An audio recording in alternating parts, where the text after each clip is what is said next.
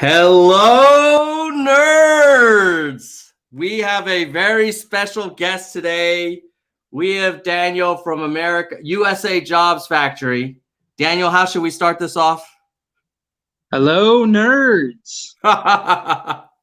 So, Daniel, I've been watching your stuff for quite a while now All right. because you're like there's those of us who are sitting in our homes, kind Mm-hmm. of looking at charts or giving advice and this kind of thing, but you're like on the ground, in the trenches, all over the country. And I'd love to kind of start by understanding like a little bit about your story and how did you end up Sure. doing this in the first place? Sure. Yeah, I was on Problem Solver Politics too, and I was like, I could have just spent all my money on a studio and stayed at home. They do have a nice studio. I would have been golden. But anyway, so I started a nonprofit last year, part of my goal in life, I guess. And once I started it, it's like, yay, no one cares because no one knows who I am and whatever.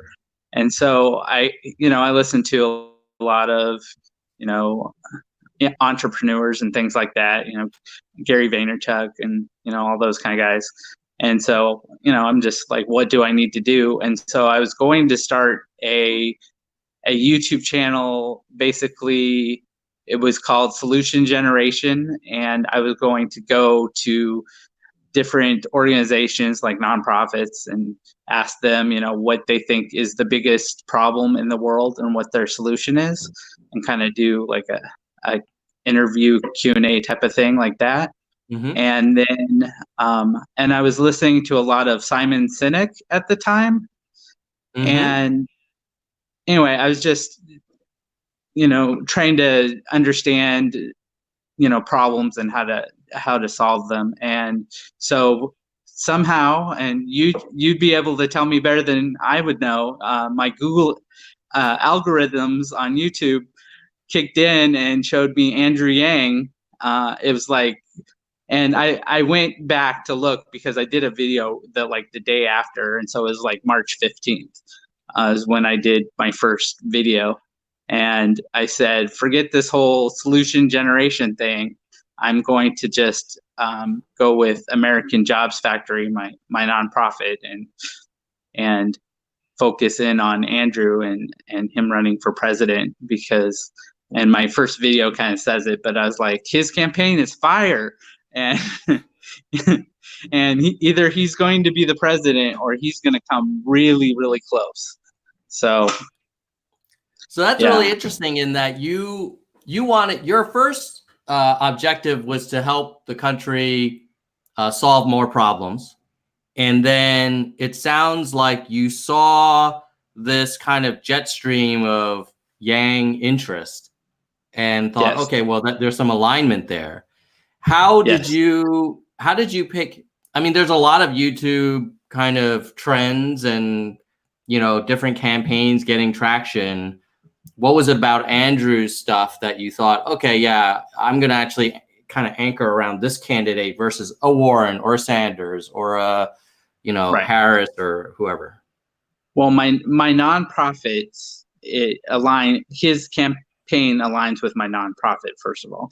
So my nonprofit is creating jobs for the future that does not destroy us. And there's a big part of it focuses on how automation is set by companies kind of to destroy us because it wants to replace people.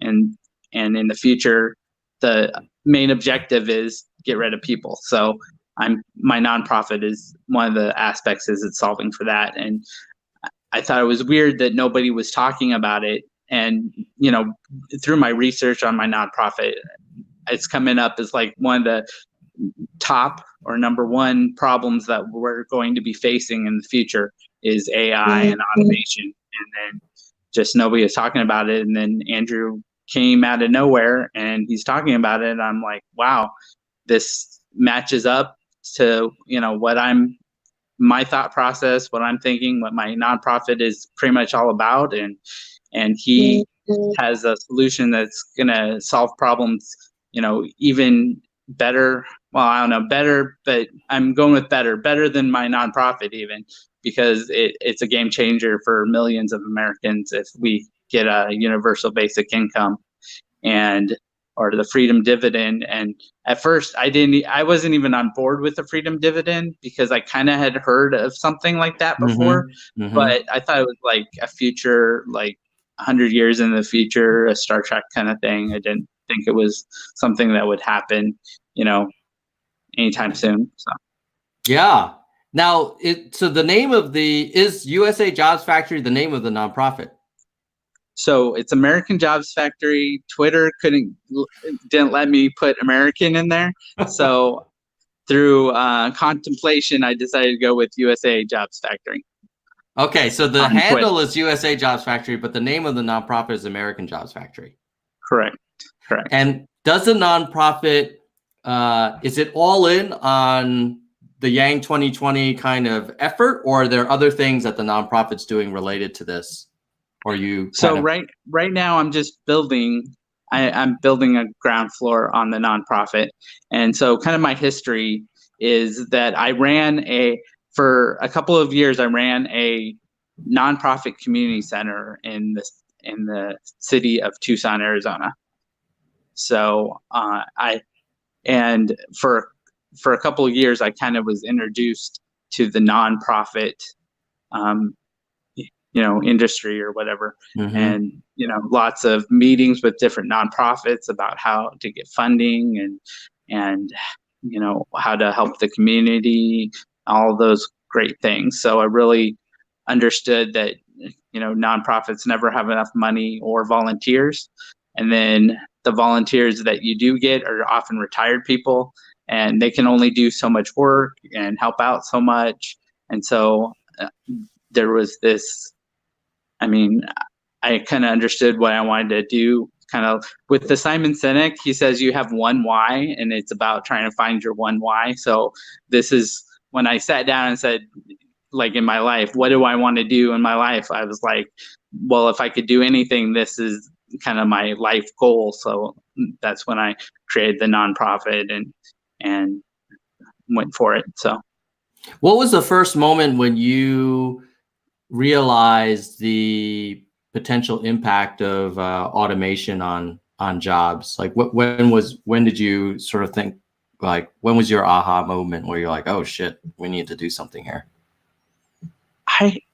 I really don't know. It's kind of, I think automation, it's in our atmosphere right now, and I don't think it's going to destroy all jobs. I honestly, so I have a vision for the future as well, and I think it will be a part of, just our culture. But the big thing that Andrew talks about is the fourth industrial revolution, and that it's not that we won't have jobs, it's that we're not adapting fast enough. So in the meantime, I just feel like because we're not adapting and government is often reactionary instead of proactive, that it's going to cause all this havoc right now that we could avoid if we would just wake up and say, hey, this is a problem and we need to adjust our economy.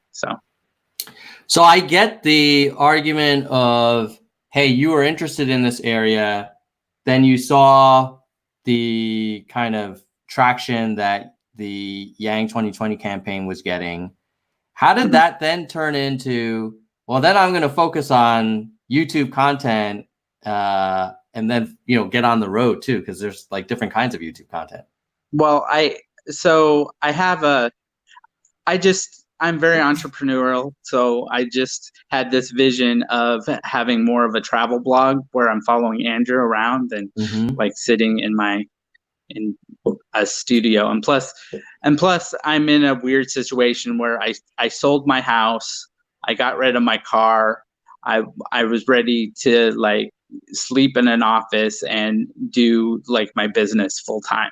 So then it was and I also have I have a family discount on airfare. So that's a big thing too. So I was just like, okay, this is what I'm going to do, is I'm going to travel and do like behind the scenes. It was just, for me, it just was a natural decision. Like, that's more exciting for me. And I think viewers, or, people on my channel, to see, what's happening on the ground floor. And I was also like, nobody else is doing that. So it's kind of my niche, and, that's where I'll focus my efforts. So. What was the first trip like? When did you, and like, did you coordinate with the campaign, or like, how did that even pan out? No.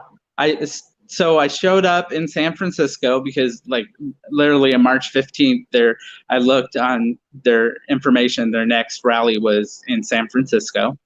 So I flew to San Francisco and I was there early. And then Carly, the organizer, was out there going, great, who's here to volunteer? And I'm like, well, I guess I'll volunteer because I was there. And so I just started, jumped in and, gave out information and directed people to where the event was going to be. And I met some of the team, and, the team's kind of changed a little since then. But, I didn't actually meet Andrew at that point because there was still too many people wanting to meet Andrew after the event. And so I didn't want to jump in and be, I don't like to be crowds. So I just stood back. And then the next thing was, I was in New Hampshire, and I said, I basically, hey, Carly, how's it going? And she's like, what are you doing here?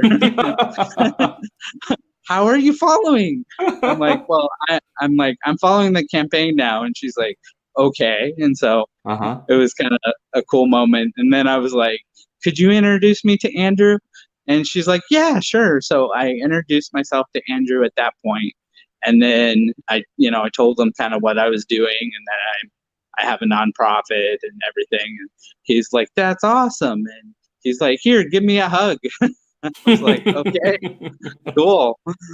So we hugged it out, and then that's when I met Fred the Fallon, also the first time at that event, and then the rest is history. So how many of his events do you go to? Like, do you try and go to all of them, half of them, like a sampling of them, or? Yeah, I think I'm trying to do more of a sampling because I can't keep up with his schedule because he's everywhere. And also I'm behind on footage. Like I just posted Houston, like this weekend I posted my last Houston stuff. And now I have Boston and Philadelphia. And so it's hard to push it out. It's just me still right now. So I don't have a team to help me. So it's just like, so I'm doing it you as fast shoot as I and can. edit. Yeah. That's I know the feeling. Yeah. Well, everybody, make sure before you forget to subscribe to American Jobs Factory on YouTube, because it sounds like Daniel has a lot of new stuff coming soon, and a lot of great coverage. Tell me a little bit about the types of people you've met on the road. Like, a lot of times you hear these politicians and they say, oh, I'm so inspired by this campaign, over the months I've traveled all over the country, blah, blah, blah. But you've done that too. And you're not trying to win votes. Like, what is that like? Like, have you gotten to know America better, or have you met some people that, were surprising? What can you share from the road? Well, I feel like most people, every time I travel somewhere new, it strikes me how American everything is.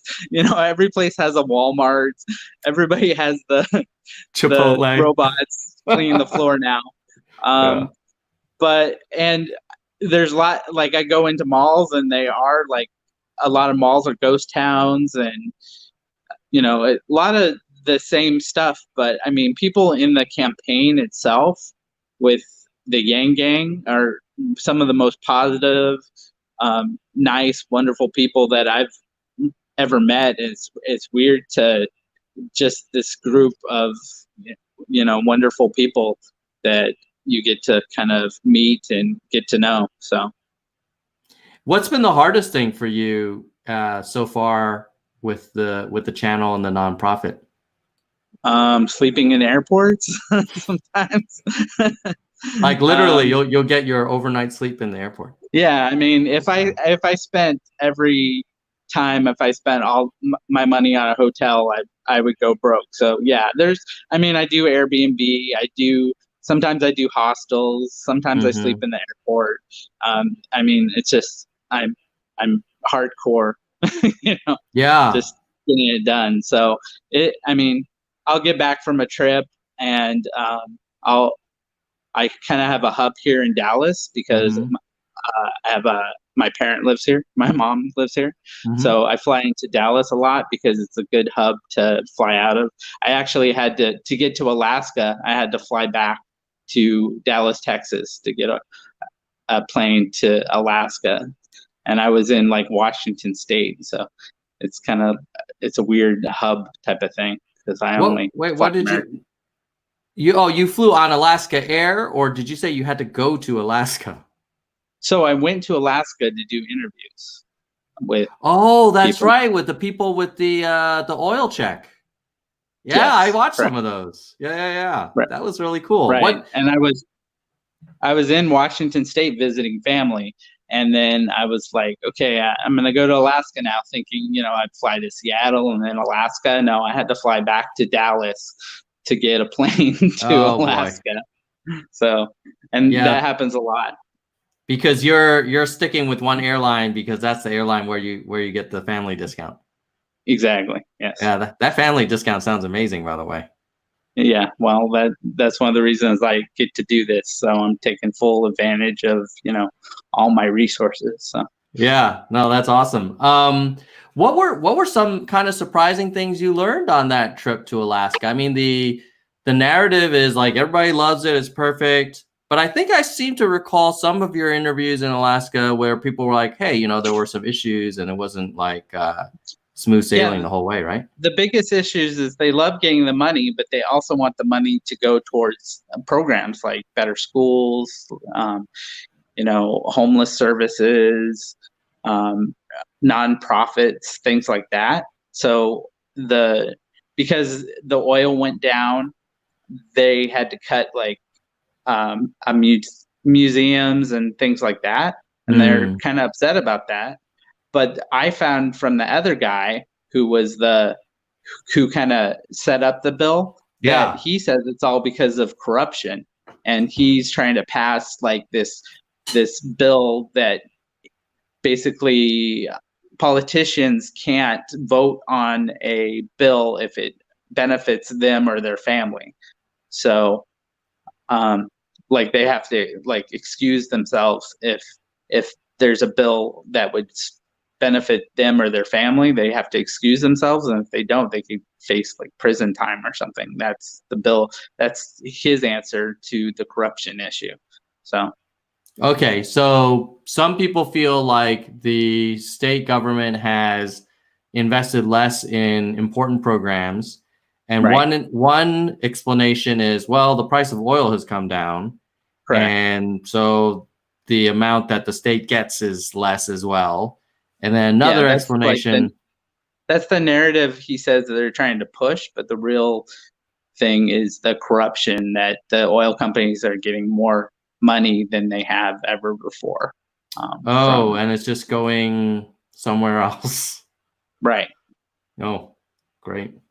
There's a shocker. So I mean, I learned that if we have a freedom dividend, we need to separate, the freedom dividend from like, programs or government programs. We can't.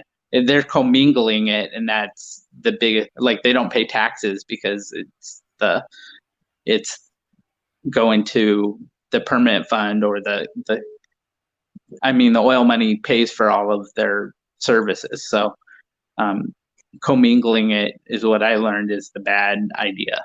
Yeah, and having like a clean separation. Right. Well, that's one of the benefits, I guess, of the freedom dividend is that It's a very straightforward. There's not a lot of. I don't imagine it would be like one of those 1,000-page bills, right? It may be fairly straightforward. Well, I hope not. You know. Yeah. One thing I'm curious. Oh, go ahead, Daniel. The other thing that they do is they put it into like an investment fund.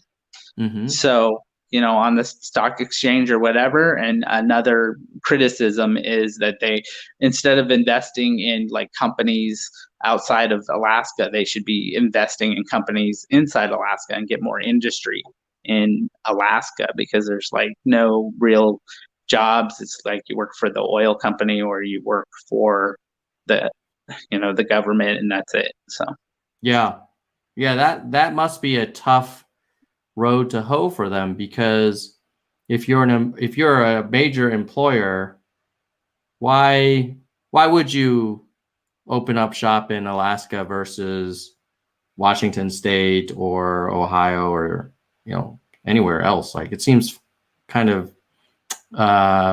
affected by its kind of dislocation, literally, from the mainland, right?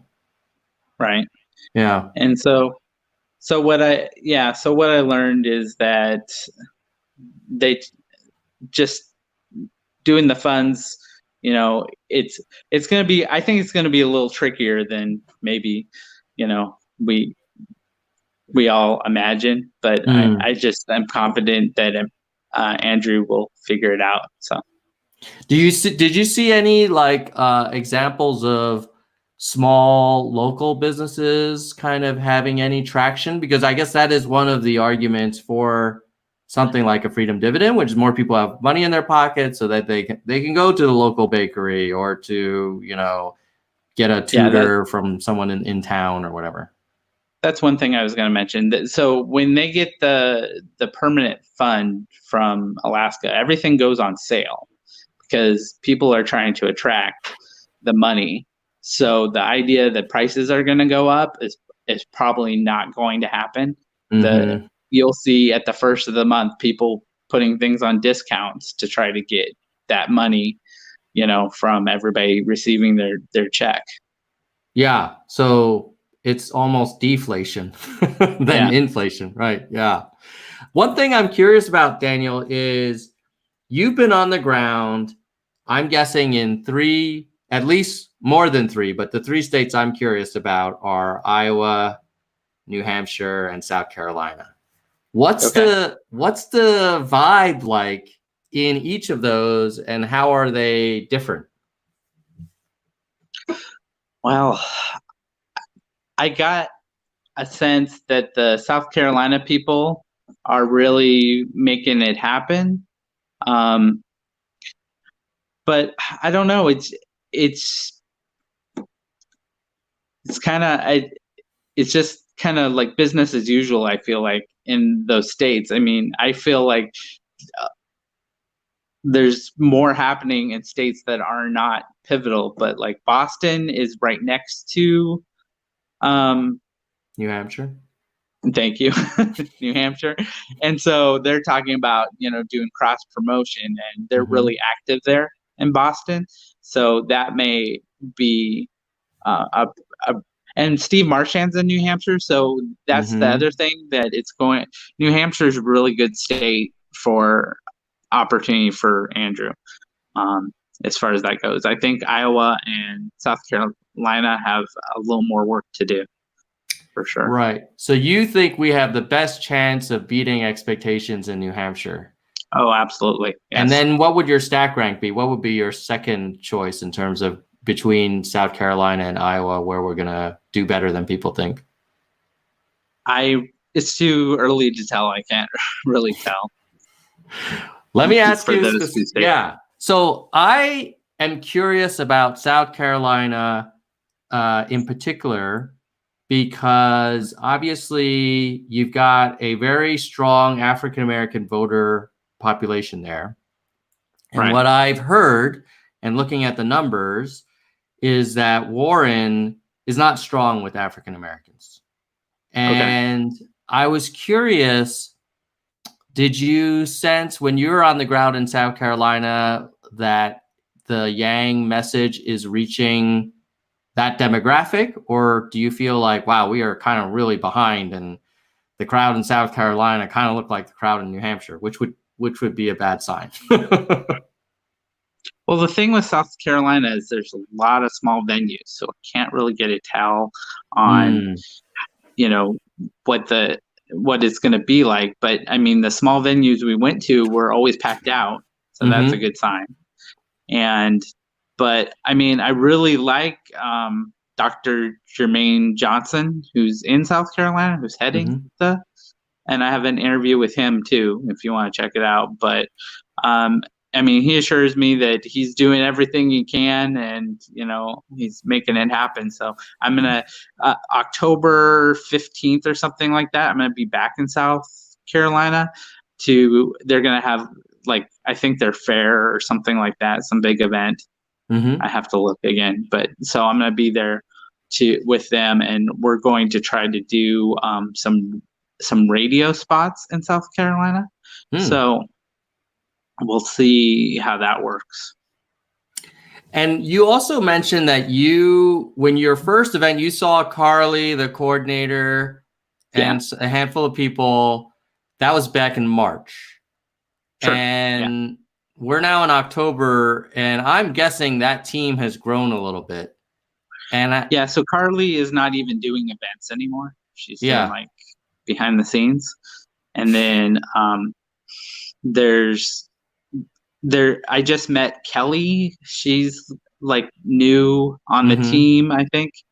And Randy is just a couple months. He's new. He's the media manager.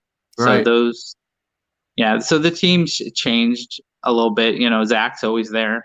And then their camera guys, there was a different guy before. So now the camera guy and then it's different. So there was a period where I thought the campaign was doing kind of vlog type stuff, but I kind of feel like I don't see as much video content from them. Do you know if that's like why wouldn't they do more? Or do they feel like the Yang Gang? I don't know. They have this new camera guy who's following him around and doing, you know, filming everything, I think. So I don't know. I don't know why they're not pushing it out more. Yeah. But, is he there for like some documentary for afterwards, or? Yeah. So it's a weird dynamic. Like, I applied to be on the team, and, you know, I have some, you know, background in media and things like that. So I was willing to even volunteer for a while, but you know, it didn't happen. And since I'm entrepreneurial and I'm just like, I'm doing my own thing, I don't really care. So I couldn't even work for the, you know, campaign and do what I'm doing. So, you know, that ship sailed. But I talked to, you know, the campaign way back, and I was like, this is what you need to do to get more Instagram followers and you know, have a bigger presence on YouTube and Twitter and things like that. And I think it's too hard for them to focus on different aspects, you know, of the campaign. It's like getting Andrew to the place is their number one priority, and then everything else kind of falls to the wayside. So yeah, and that makes sense. I mean, the more they can get him out there, the better. So I can't fault them for that. At the same time, I do feel like they might be leaving some opportunity on the table, but luckily there's folks like you and me and everybody else that are trying to fill in the gap and we're just do our part. Picking up the mantle, Yeah.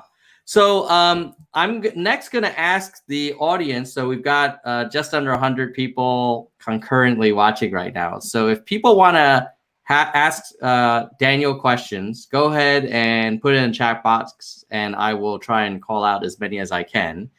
And then while people are typing, let me ask you this, Daniel, like, what are you thinking about for your channel going forward? Are there new kind of angles, or I know I'm very excited that you've been investing in hardware and stuff like that. So tell us about where where American Jobs Factory, the YouTube channel, is going.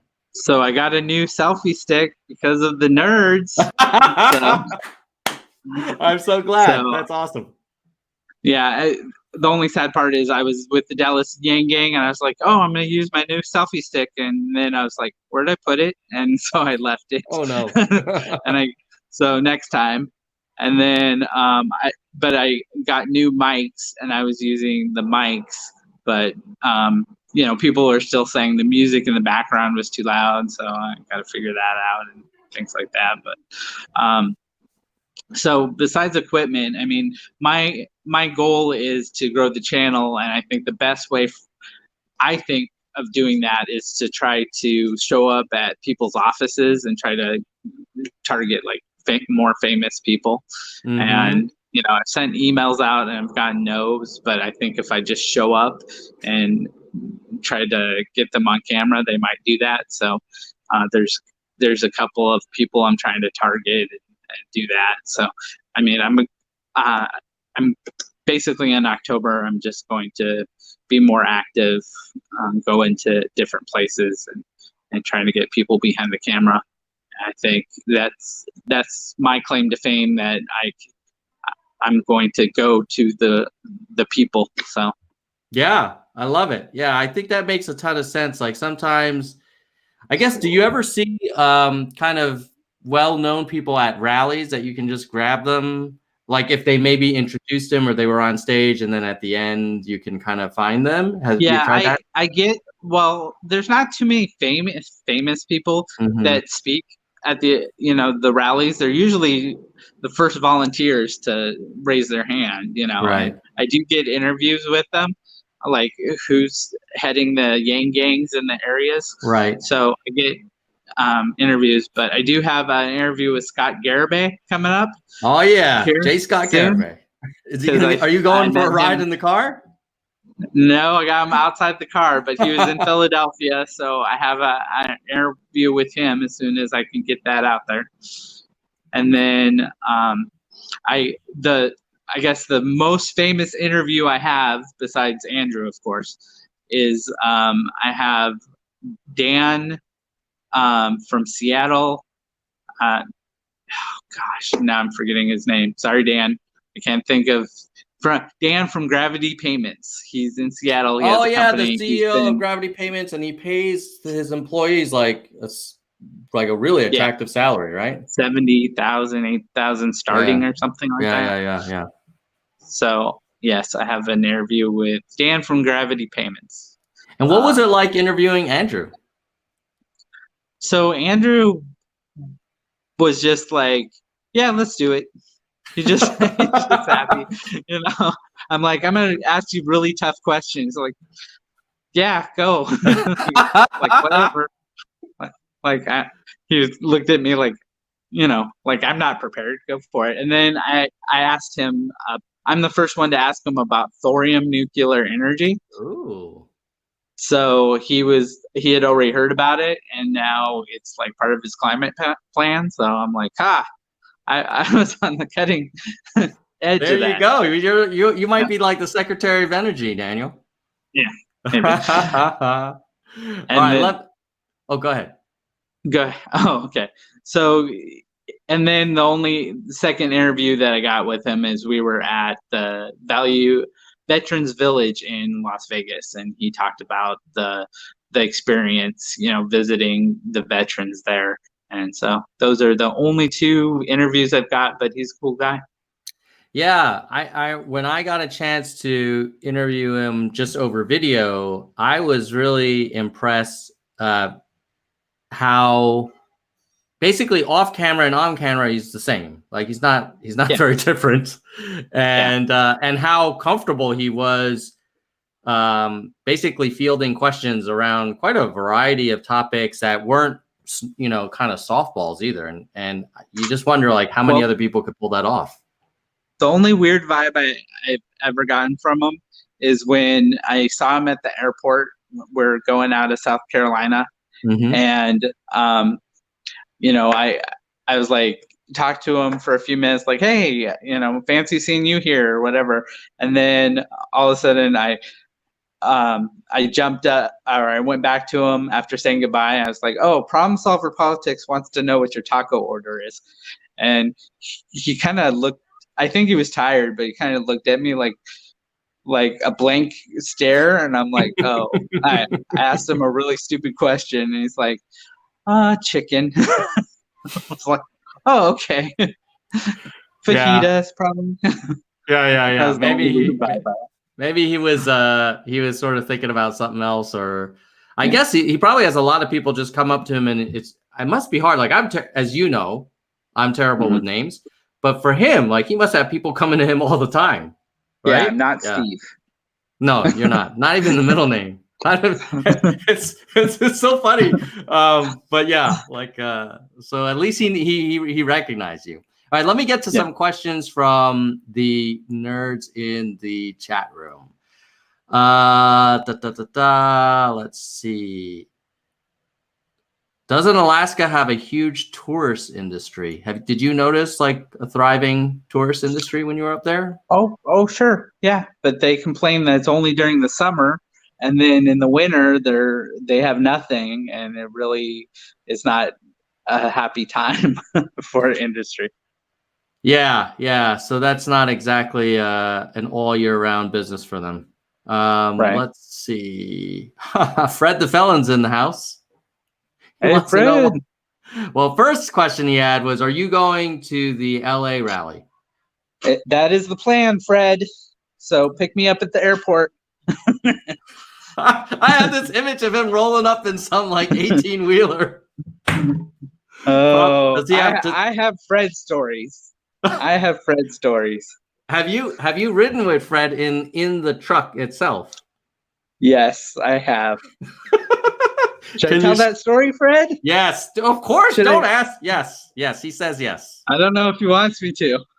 Tell. I take personal responsibility for messing Fred up and destroying Fred's semi.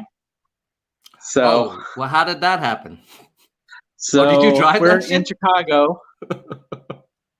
We're in Chicago, and so I'm Ubering and whatever. I don't, especially in a big city, I don't get a rental car. I mean, I'll get a rental car in like New Hampshire or Iowa, where his events are like an hour away from each other or whatever, right?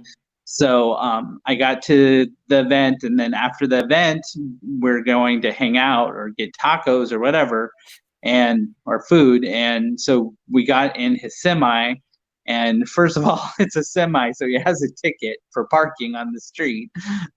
So you just can't put that on the side of any old street. I guess not. So that was the thing. And then it was like, where do we want to eat? And then he has to park again. And so it's like, it doesn't really make sense to park this semi anywhere at this point. You already got one ticket, So then I was like, well, just drop me off here at the bus depot. And then it also goes to the train, and I was going to take the train back to the airport. And I was like, if you just go around, that's where how the buses go around this little circle, and then they just go out, and you could do that. And so he's like, oh, okay. So I told him to do this, and then he dropped me off. Well, the buses go under the freaking train bridge. His truck is not low enough to go under this thing. Oh no. Did it actually make contact? It did. And he was stuck there, and it was my fault. I feel it was my fault. I owe him big time now. Well, so he told me to leave, and so I left. And unfortunately, it took him like hours to. He had to call like the maintenance guy, and all that kind of stuff. And so, oh God, that's stressful. Sorry, Fred. Yeah. It was all my fault, Fred. You can blame me. So that reminds me, he was listening to me. I didn't know better, but it sounded like a great idea. Like, hey, the buses do this. It'll be an easy way for you to come out. And buses are pretty tall. But I guess Yeah. it's all Well, relative. he had this like flare thing on his cab that like went high too. Oh, that like aerodynamic thing. Yeah. I guess. Yeah. He So it didn't was a have. bad idea.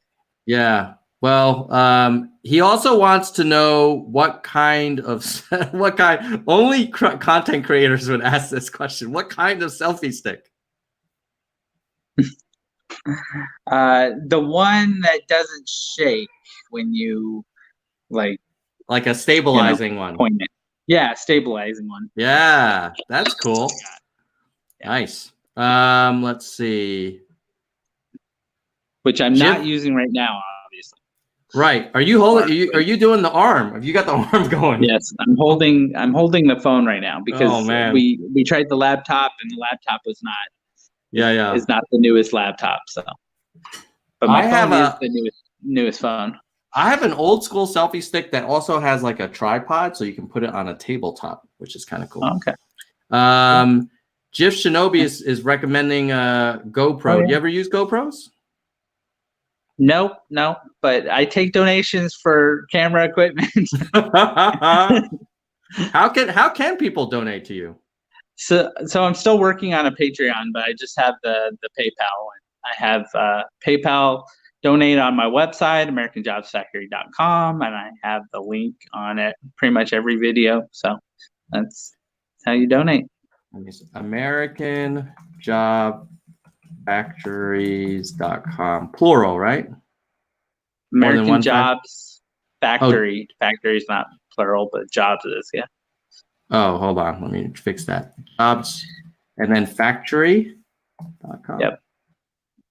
Let's see here. Like that. Yep. American Jobs Factory.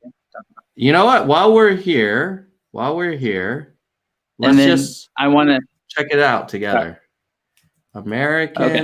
And then I want to plug on my website, since I've been officially doing the channel, even actually since last year, I had a free PDF download for what the organization is designed to do. Mm-hmm. And since I started the channel, not even one person has downloaded the free book on my website. So feel free to. Is it the ebook right here? The ebook, yes. All right, I'm downloading that right now. At least we're gonna get one, bro. Okay. Oh, I gotta fill out all this info. I'm gonna have to do this later. Just your email. All right. Yeah. All right. Here we go. I'm gonna do it. You know what? I said I was gonna do it. I'm a man of my word. Okay. Nerdsforyang.com. If you have questions for us, message. We're live. Okay. Go to download.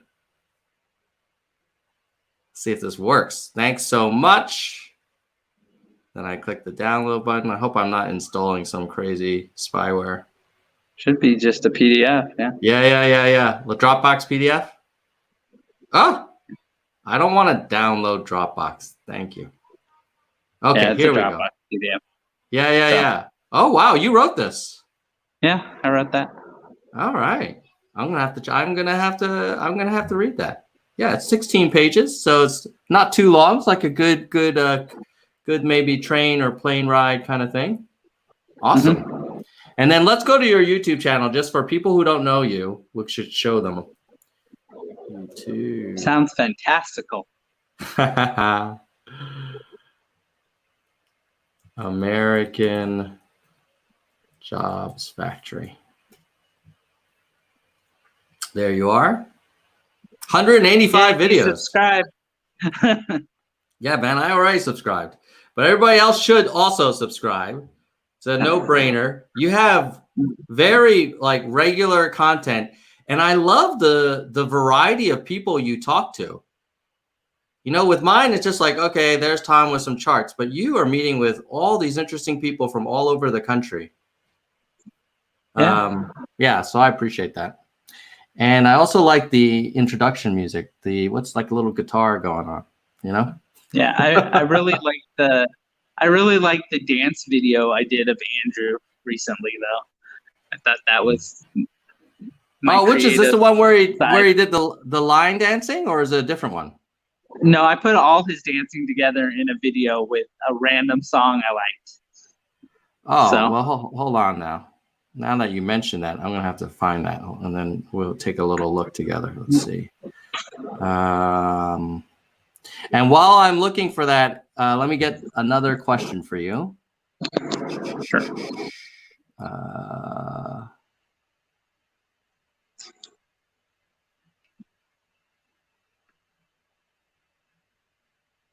Have you talked to union workers? So only briefly during like events for Andrew. So I mean that's on the list of things to do, but like events. But my nonprofit is designed to be better than a union. So I don't know if unions will like want to jump on board, because I mean it's kind of a replacement in the future. So what is it that you think that the unions aren't doing that your nonprofit would do? So first of all, unions, usually you have to pay dues. So that's the one thing the nonprofit's going to pay you, and you don't have to pay anything. I mean, just by being involved in the nonprofit, you will get a paycheck. And the nonprofit's going to do all the human resources type of functions. So give out paychecks, make sure that you're getting the best contracts, valued for your work, things like that. Got it. So you're doing a lot of what I guess people would hope unions are doing, but it's instead of collecting money from the workers, it's funded through other sources. Right. So it's going to be funded or being funded through the network of companies that are part of the American Jobs Factory, yes. Is the video, it's called Let Yang Dance? Is that the one? Yes. All right, hold on a second. Let's see if I can get this going. I'm going to have to... you probably don't want to play the whole thing because it's kind of long, but all right. Go for it. Let me mute you briefly. Hold on a second. And then I'll unmute you after.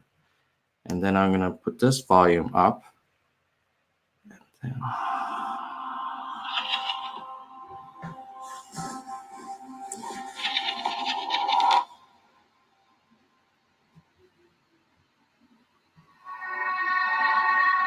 Climbing up this mountain, climbing up twice, hoping that I make it this time, but I'm so done with hoping. Cause hoping is to failing, is to falling down this mountain, falling down again. Boom, boom, heartbeats still beating, in the end I'm choking.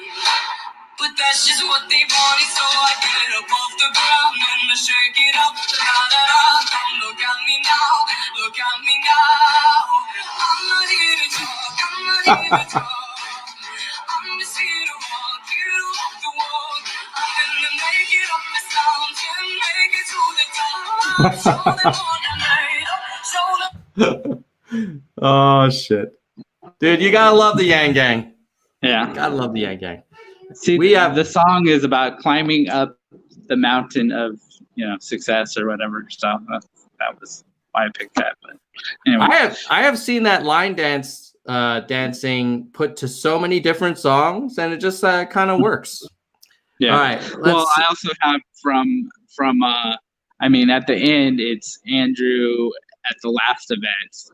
And some of it's my footage, and some of it's other people's footage when he was on stage dancing too. So that was nice. Well, people should check it out. It's on the American Jobs Factory YouTube channel.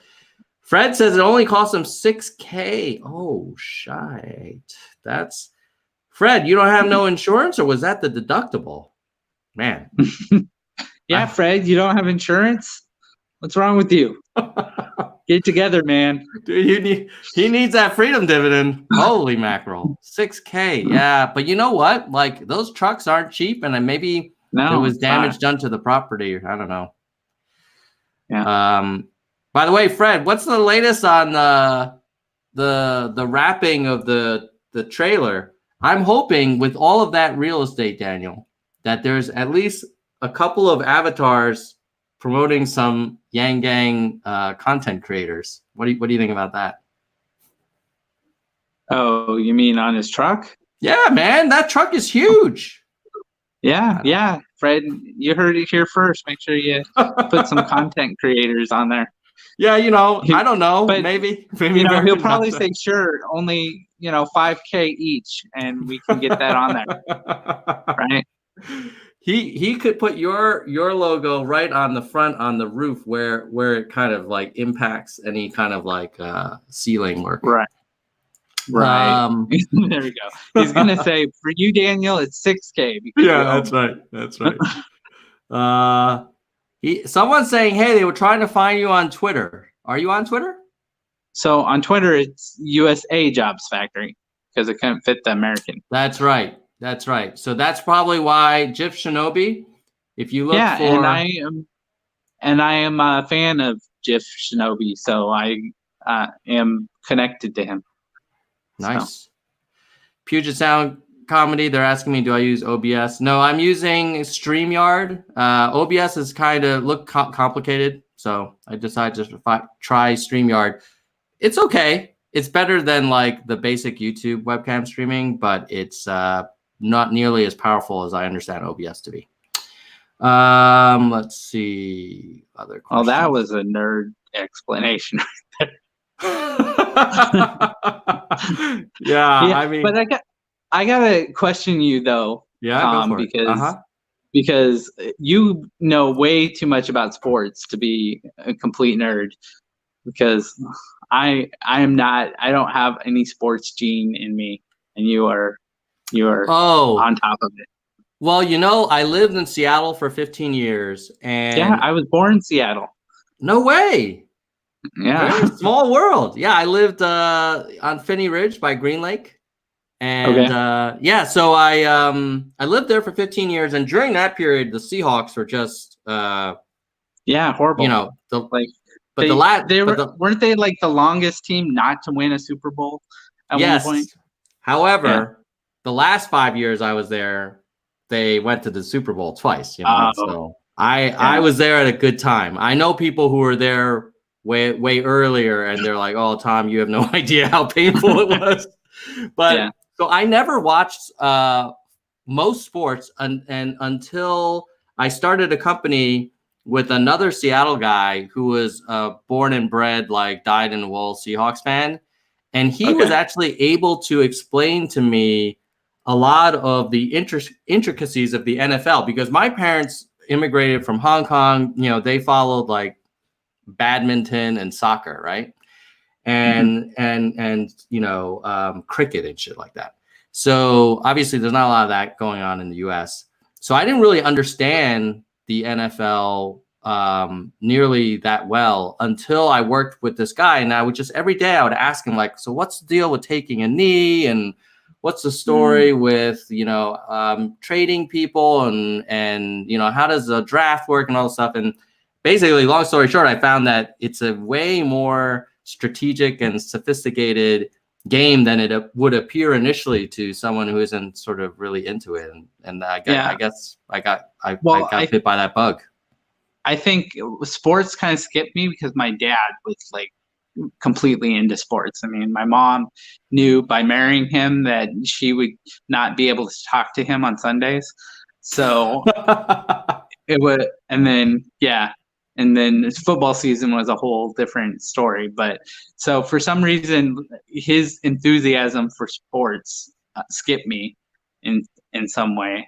So it's weird dynamic. Yeah. So, it's never too late, Daniel. And if you're looking for a team, I'm good. If you're looking for a team, the Hawks, the Hawks are really America's team. They are an underdog team. No, seriously. They are an underdog team. They often have a lot of people that are underestimated and sort of looked over in the draft.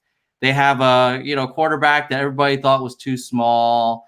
They have a coach who people say is like too friendly and too warm with the players, and isn't like hardcore and kind of doesn't scream at them enough. he's just, Fred the Felon. What the hell? The Hawks. Say what? Hey, that wasn't an invite to talk sports, Tom. Oh, sorry.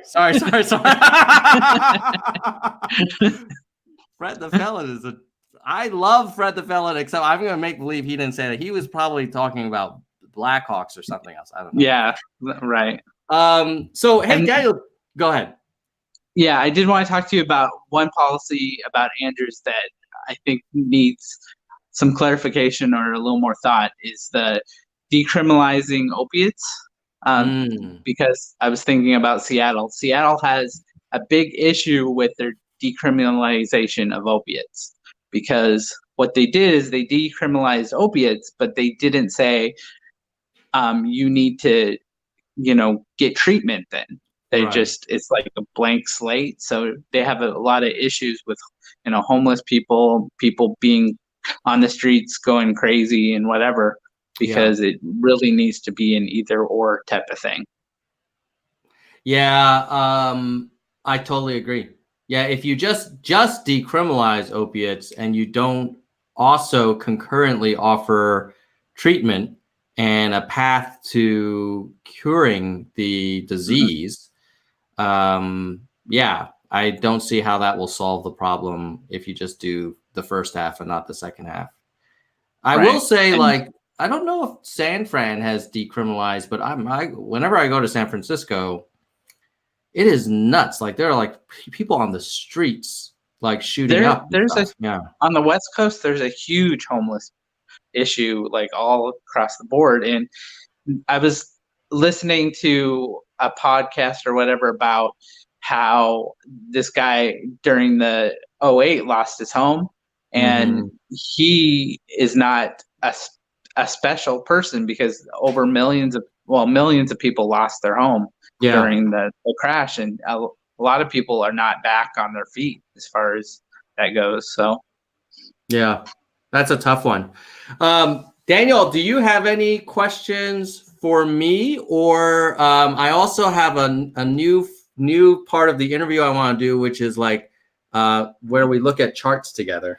But before we do that, well, it's kind of crazy, Tom, because you're a little bit famous, and I don't think anybody knows how famous you are before Nerds for Yang. Oh. You keep it under wraps too, so I'm wondering if you even want to talk about it. How famous you are. You're talking about my day job. Yeah, your day job. Yeah, sure. I mean, I do try and keep. Go ahead. Any YouTube creator will see your face. It's almost a given. Yeah. So hey, wait a minute. I know that guy. And he gives me advice. That's right.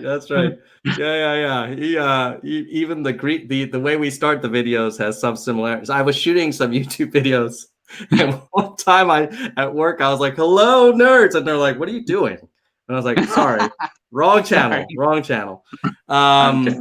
Yeah. So my day job is I work at Google, and which owns YouTube, and I focus on YouTube creator tools. And so I often make videos for work explaining like changes to YouTube tools and hopefully improvements to some of the features that we develop. And so I notice a lot of Yang Gang creators like, "Hey, I know you already," kind of thing. But I do try and keep it separate. And the reason is so I only shoot from home. I only do it kind of after hours because it needs to be super kind of church and state kind of thing. Because obviously, we're an open platform, and if Warren wants to have a YouTube channel, that's fine. We're not gonna.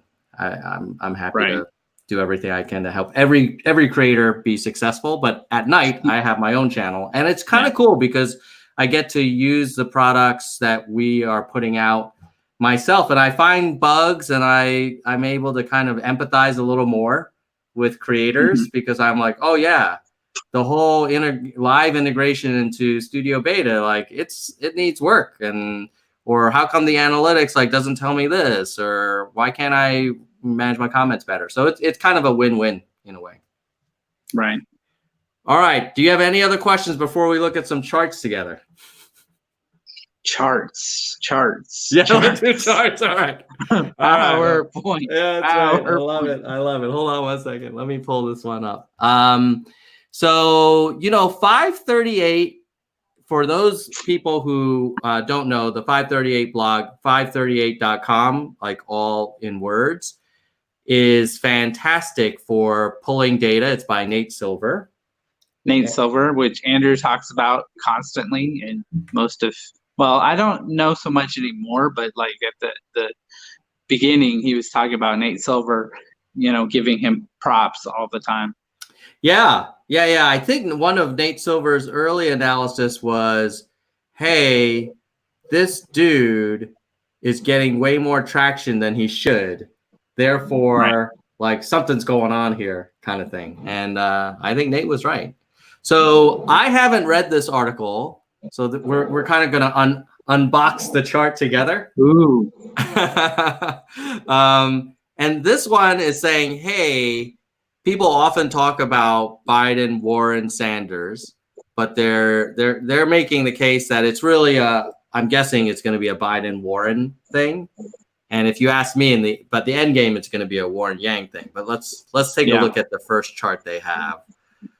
So they're looking at the post-debate polls, and they're saying in Iowa, and you see Biden is kind of flat at nationally, slightly down in Iowa, whereas Warren is up almost a percentage point, but up almost 3 percentage points in Iowa, taking the top spot in Iowa for Warren.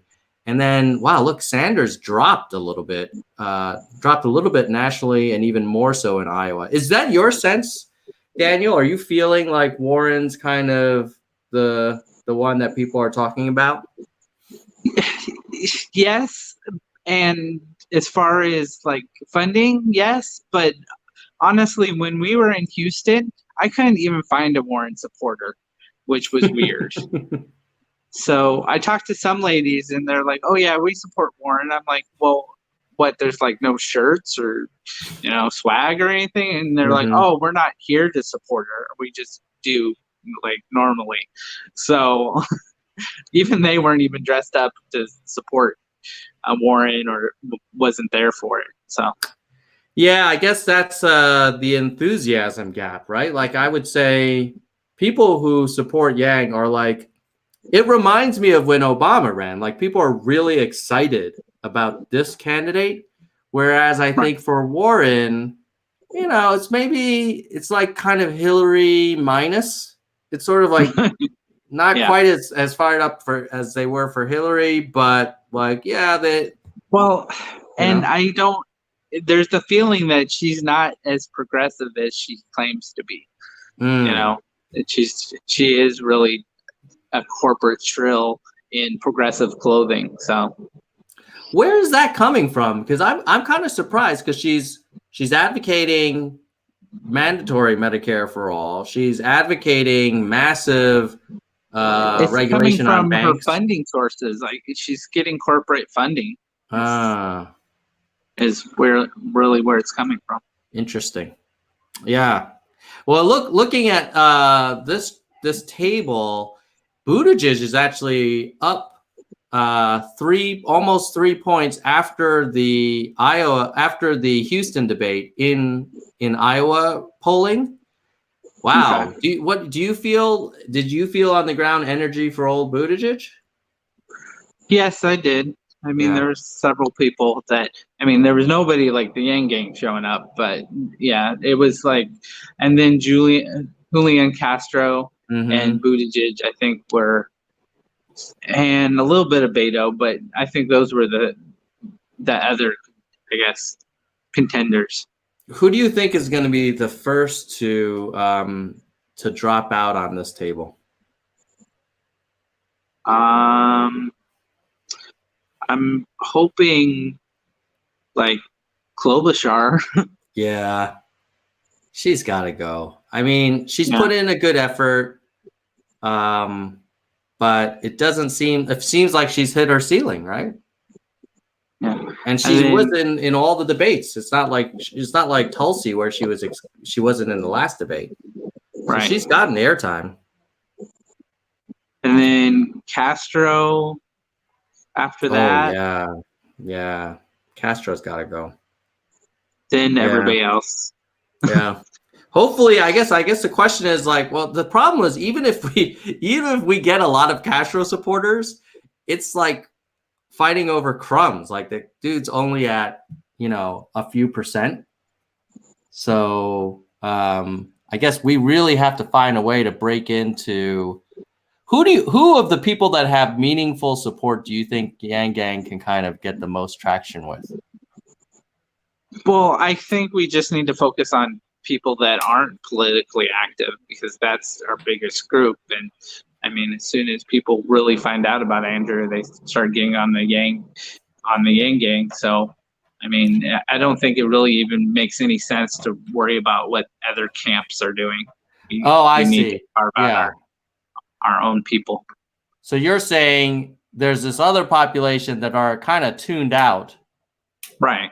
And those are the ones that we should be focusing on versus pulling off supporters from, let's say, a Booker. Because, I mean, as soon as somebody gets out of the race because, their message isn't crystallizing for the American people, they're going to just look around and come over to Andrew Yang naturally. So it's not, you don't need to waste all your time on them.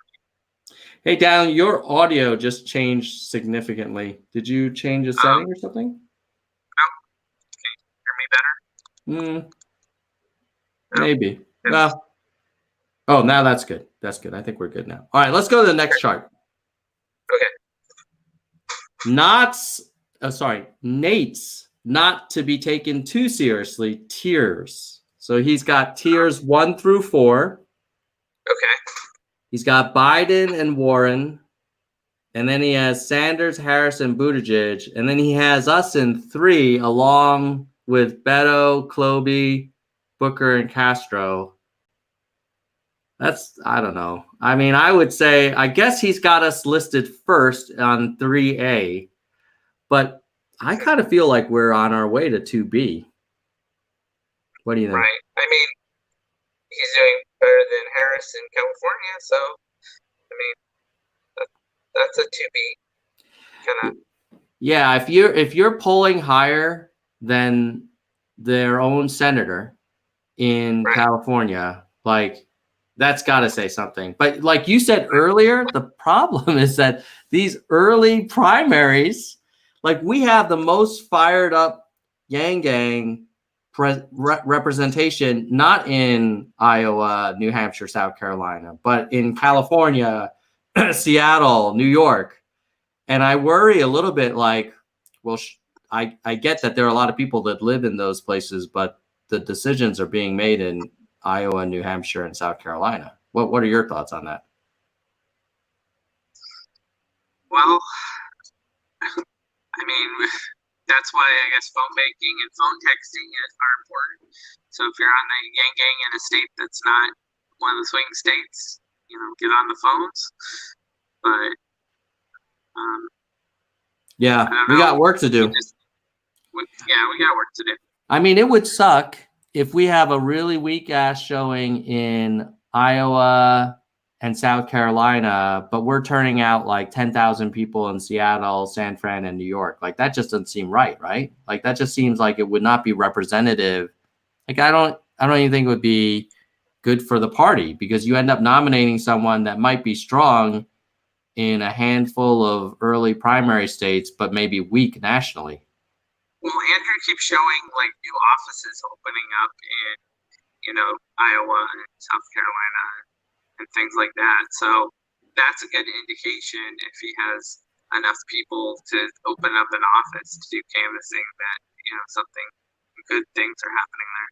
Yeah. Well, and everybody should remember, if you want to support the Yang campaign, don't forget to donate using the Nerds for Yang challenge link, tinyurl.com/NFY20. We're actually at, I think around close to 60% of our goal to getting Andrew back on. So everything you donate goes directly to the campaign, but it just gives us a way to basically justify him giving us some time. Yeah. All right. Let's see here. Let's go to the next chart. Oh, that's it for that one. Now I have another one though, New York Times. All right, so weekly news coverage. Let's look at this this guy on the right. So yeah, because Andrew keeps saying that he thinks the Yang blackout is over, and then Zach's like, I don't know. So is it? Yeah, I mean he's come up. He's up. He used to be like in the double digits in terms of ranking for news coverage, and now he's number 8. So who is getting more coverage than him? Cory Booker is getting more, even though he's polling less. So he's polling at 2. Yang's at 3 nationally. Cory Booker's at 2%, but he's getting more coverage. Julian Castro is polling nationally less than 1%. He's number 5 in coverage. Beto is tied with Yang at 3%, but he's number 4 in coverage. So I don't know if it's a blackout, but it's probably like a gray out. You know, I mean, but on the other hand, like it's huge progress because remember, like it used to be just terrible. Like he'd be like at the bottom, like behind Steyer and freaking Moulton and all these other folks who were pulling far behind him. If you look at the money race, though, like this is a little bit of a concern, man. Well, luckily, we've got more money than Julian, but as you mentioned, Julian's probably going downtown. So who else do we have more money than other than Julian? That's less based on polling. There's Amy at the bottom, right? Yeah, Amy's got 9 mil, and she's polling less than us. Corey's got almost 10 million. He's polling less than us. So we are not winning the money race, and we don't need to win it, but we need to have enough gas in the tank to play the long game. You know what I mean? Yeah. That's why you get a please donate email every day from the campaign. Yeah. Seriously, that's right. That's right. Like, oh, here's the new challenge. Yeah, I was. I respect it. I mean, it takes money to make this thing work, right? And here is the national polling trends. I mean, Biden, I feel like I'm waiting for the shoe to drop where, people just basically disqualify him because they just don't think he's got the goods. And he does something that, I don't wish for this, but I would not be surprised if this is a very hard job that requires a lot of, I hate to use the president's words, but stamina. And Joe Biden's low energy. Biden, I mean, you saw it in the last debate. The first 45 minutes, he was pretty good. But then as he was getting tired, like the synapses were not firing at the same rate as in the first 45 minutes. On Twitter, I was trying to get the hashtag old man Gaffy Joe trending, but it wasn't. It was just me, so it didn't happen. Old man Gaffy Joe? Yeah. Maybe it'll make a comeback. I don't know. You may want to keep that in your back pocket. I think that. I am. Just if anybody wants to jump on that hashtag with me, just let me know. Maybe it could be that people are hesitant because they kind of like Biden. Like he's a nice guy, he means well, and they don't want to look like they're kind of, putting down people. Yeah, like that. or like thou shall not like criticize your fellow party member kind of thing. Sure. But at the same time, like if he got the nomination, and let's talk about something actually related. We'll come back to the chart in a second, but let me talk about something else. Like I am a little worried about this 5th debate, the debate after the next debate, because the DNC has not announced how they're going to determine who is qualified. And what I would argue is that if Tom Perez and the DNC cronies pull you know, put their finger on the scale and say, hey, let's make this just between Biden and Warren, that would really make, I think would reduce the credibility of the eventual nominee and would probably piss a shitload of people off in the Yang Gang. The Yang Gang would go flipping crazy. Right? Talk bad. about let Yang speak. I mean, that would be a whole new level of let Yang speak. That's not just like, NBC's cutting his mic or not asking him questions. That's the Democratic National Committee has gotten together and they've basically decided that they want this to be a two-person race. And the fact that there's this candidate that's consistently growing, they don't care because they never liked him. They never understood him. And they feel like time's up. Meanwhile, go ahead. The Texas DNC guy assured me that they are not going to be biased against anyone. That was just what he had to say about it. Yeah, well, I guess we'll see. I mean, what do you think would, now on the other hand, let's be fair to the DNC. Maybe their position is, well, we can't have like 20 people on the debate stage, or we can't have these like 2-night deals all the time. But I don't know. I kind of feel like the top 10 is not terrible. To put the standards up, I guess. Yeah. So only one person's left with the rose. So let's see. Yeah, I mean that's the thing. Like the Iowa caucuses are not until like late Jan or something like that. So I would argue if we see the party culling the herd well below the top 10 before Iowa, that's some BS, right? In my opinion. Right.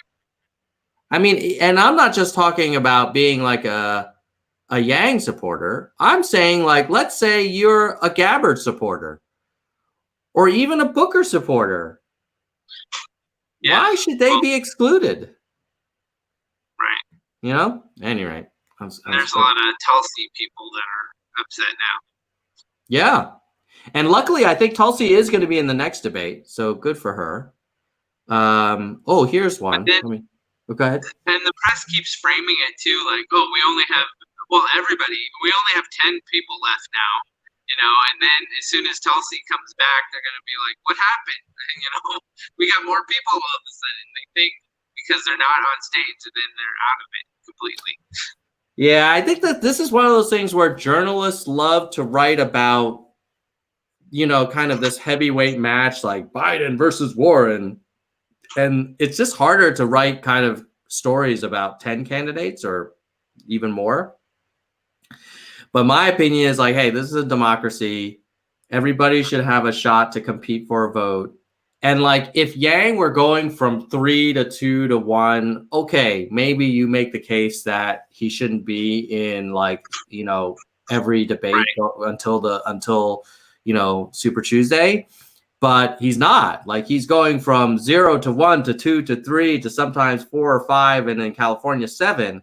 So if you block him from national exposure, I think there would be a lot of mending and sort of like hell to pay at the Democratic convention, right? Let Yang speak would be a big deal. Yeah. Well, let's hope that Tom doesn't do that. I would encourage everybody. I was actually just tweeting about this. Let me just share this at the stream. I was just on the old Twitter saying to old Tom, not me, the Perez. Where is he?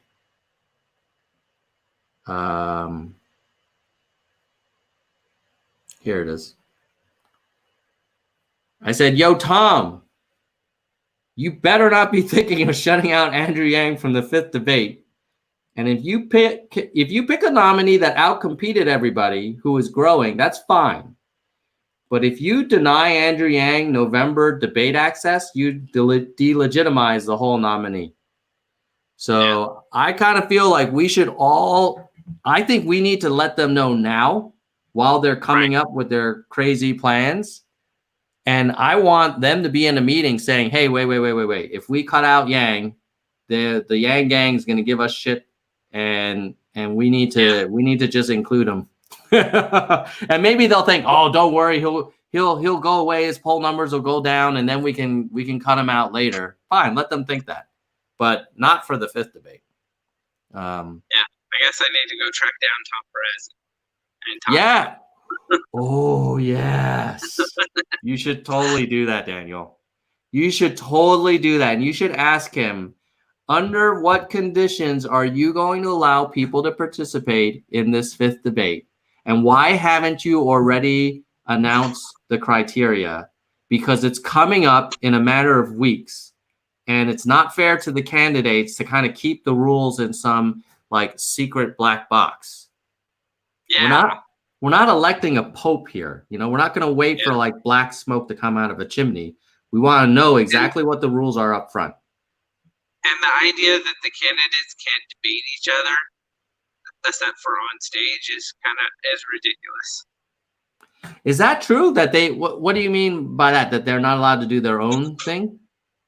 Yeah, they can't debate because the DNC won't allow it. So, like, you can't, like other countries, they'll have like two people like go head to head on like a channel or something. They can't do any of that, or they won't be able to participate on the debate stage. This whole two-party system, it's a little. Anyway, I'm not pleased. But that's why they have like town halls, because everybody speaks individually, and that's okay. They'll never have a town hall where they have Warren and Yang at the same time. Yeah. Right. Yeah. All right. Here's the last thing we'll share before we wrap up, Daniel. Oh, we still have about 100 concurrence. Let's see. This is New Hampshire, Iowa. Oh, Nevada. We never talked about Nevada. What's your sense? Have you been on the ground in Nevada? Yeah, they have a good Yang presence, and then I know who is it? Yang for Us creator, the guy. He's a friend of mine. Michael Kim does these stickers. He's moving to Vegas in order to try to positively affect the elections for Yang in Vegas. So let's see how we're doing. He thinks it's the best opportunity as far as the country goes to make a difference in Vegas itself, because the population is concentrated right there. Yeah. For Nevada. Yeah. Well, we need the help. We need all the help we can get, man, because this table is not a beautiful table to look at. Like, our national numbers are so much stronger than these early state numbers. Man, we gotta figure this out. Like, we're basically 1% in late August, early September on all four of these guys. And then we talked about the money. I think our money's going to look better. Oh, here's the news coverage through September 18th. Oh, it's never a good sign when you have to click on the view more to find your candidate. Yeah, exactly. Oh shit, dude, Tim Ryan. Who's Tim Ryan? Is he still in it? I thought he dropped out. This must be like the lifetime coverage, like since the beginning of the campaign. So we're still, but that's sad when we're still trying to catch up to someone who like quit. Oh shoot. So that's not a great look. You've got 1,129 stories. Castro has almost double. Klobuchar has like 2.5 times. Buttigieg, my God, he's like 4 times the coverage. And Cory Booker, man, I am so tired of seeing all this exposure for Cory Booker. Like, he has 6,453 mentions versus us at 1,000, and the dude is tied or sometimes behind us. Yeah. That's bullshit. Well, All right. that's why I've been saying Andrew Yang's coming out of nowhere to crush everyone. I mean, the fact that we're doing so well, I think, is a testament to the enthusiasm of the Yang Gang. Sure. And we just got to keep fighting, man, because they're clearly the media, and I don't know about the DNC, but that I would not be shocked if they pull some like 2015 style funny business, you know, like what they did to Bernie when they kind of like didn't let him debate Hillary enough. It's like, it would not surprise me if they do some same shit like that to us. But hopefully you will find and get the word from Tom. It would be great to say, hey, do you commit to the principle that every viable candidate should have an opportunity to be on stage if they demonstrate a critical mass of support that is either stable or growing? Mm-hmm. I mean, who would say no to that? Yeah. Well, maybe Tom Perez. Maybe he'll say no. He won't say no, but then he'll act like, differently than what he'll say. That's the problem. Yeah. So, any other final things you want to share, Daniel, before we wrap up? I went back and watched your first video that you did for Nerds for Yang. Oh God! And it's hilarious because you're like yelling at your kids, like, "Hey, this is serious. Quiet down, bro." I mean, you're not yelling, but you're like, "Come on, I'm trying to shoot a video here, man." Yeah. Exactly. So, I mean, when I did that, I was like, it was a little bit of like a spur of the moment thing. It was like, hey, let's start a channel. I don't see a lot of stuff about him. He seems like a really cool guy. I like what he's saying. Not sure how far it'll go. And then here we are now, and we have a top 6 or 7 candidate. It's kind of weird how a lot of us all started at the same time after that Joe Rogan podcast. And that was Joe Rogan was not the first video I saw, but mine was. I was looking because I'm kind of looking to see who was first. I was like, I wanted to say I'm first, but no, it was you had like March 10th. So I was like, darn, he beat me. Was there no one? Was that the first? Like, it can't be the first YouTube creator video. Problem Solver Politics was March 14th. So you're definitely in the running for being one of the first. Well, that wasn't. I cringed when I watched that video. It wasn't like the most well-produced video. That's right. Just being first is the point. There you go. Well, I look. I think what you're doing, Daniel, is amazing, and I cannot imagine how much time you're committing to it. And I really hope that when we look back, we're gonna say like, you're one of the founding OG Yang Gang people that helped change the country, right? Like if we could pull this off, I was having a conversation with someone at dinner a couple days ago, and he was like, "Oh, so who do you really think is gonna win?" And I was like, "No, Andrew Yang." And he's like, "No, but seriously." And I was like, "Yes, dude." And he's like, "Why?" And I was like, "Dude, he's number 6 or 7. And everyone ahead of him is no Barack Obama. There's no secretariat in this race, right? Right. And so if he can get the nomination, I think the general is done. Like, we got it. Yeah. It's really our biggest opponent is Warren and Perez. If Warren and Perez, like if Perez does funny business, we're kind of screwed. If Warren is really strong and gets stronger, then she's going to be tough to beat. But I'm not worried about Biden. I'm not worried about Buttigieg. I'm not worried about Harris. It's actually like it's kind of like one-on-one now, us and Warren. In my opinion. Anyway, so let's make it happen. And Daniel, hopefully we can get you back on the show again. And I will look forward. I gotta rep the Dallas Yang Gang shirt that was given to me. I was wondering what you were doing there, Daniel. I gotta take off the jacket because I'm not getting the full Dallas Yang shirt. Oh on my, here. the full Monty. Yeah. Has the city skyline and everything on there. I love it. I love it. Awesome. Well, let's get you back again soon. And in the meantime, everybody, keep it real and let's go Yang Gang. Goodbye, Bye, nerds. nerds. Goodbye, nerds. Bye, nerds. All right. And